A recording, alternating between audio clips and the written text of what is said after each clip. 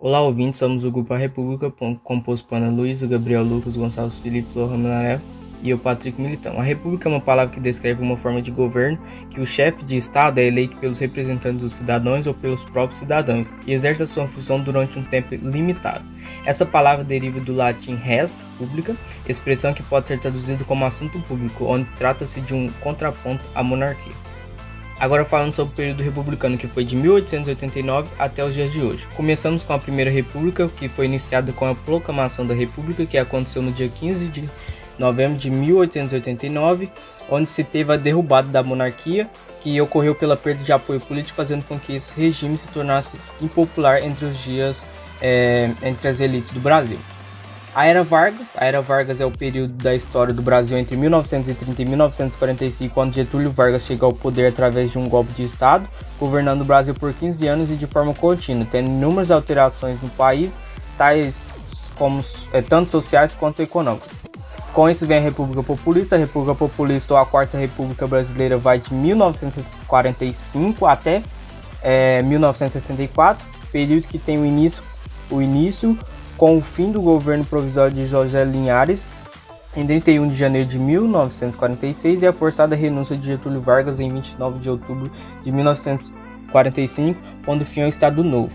Com isso chega a ditadura militar. A ditadura militar no Brasil foi um regime autoritário que teve início com um golpe militar em 31 de março de 1964, com a deposição do presidente João Goulart, onde estabeleceu censura à imprensa, restrição aos direitos policiais e perseguição policial aos opositores do regime. Com isso chegamos à Nova República, que é a República atual. A Nova República, ou seja, a República Brasileira, é o período da história do Brasil, que seguiu ao fim da ditadura aos dias atuais, como eu já citei.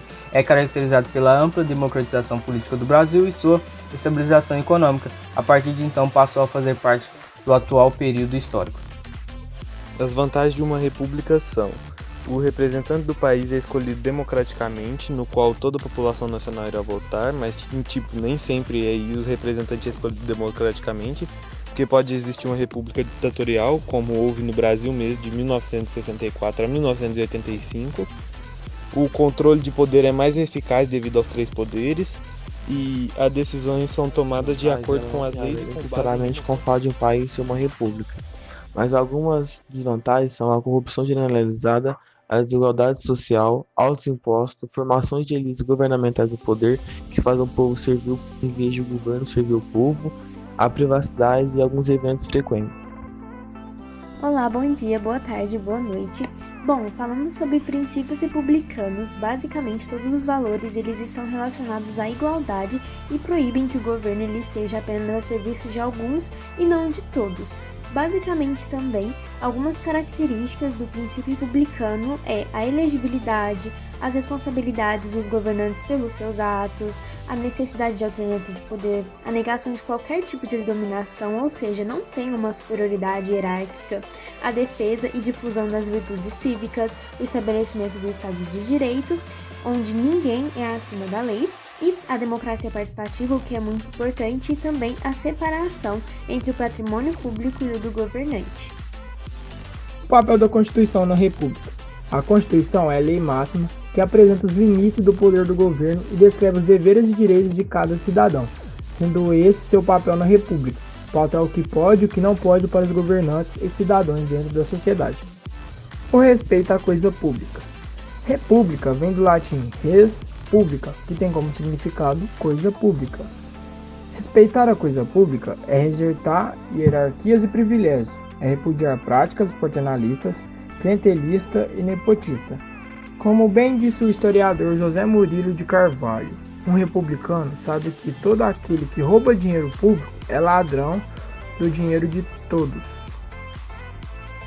No mapa sobre as repúblicas, o laranja ele representa repúblicas parlamentaristas, o verde repúblicas presidencialistas, presidência executiva ligada a um parlamento, o amarelo repúblicas presidencialistas, sistemas semipresidencialistas, o azul repúblicas presidencialista e sistema presidencialista pleno, e o vermelho monarquia constitucional parlamentares em que o monarca não exerce o poder No pessoal. sul, magenta são as monarquias constitucionais em que o monarca exerce o poder pessoalmente, muitas vezes, mas nem sempre, ao lado do parlamento, de um parlamento fraco.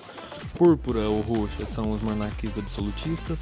República é em que o papel denominante é um partido único, é codificado na Constituição, esses são os marrons. Em verde escuro, os países em que as disposições constitucionais para o governo estejam suspensas. E em cinza, os que não se encaixe em nenhum de outro desses sistemas. Obrigado a todos por assistirem. Essas foram as fontes utilizadas.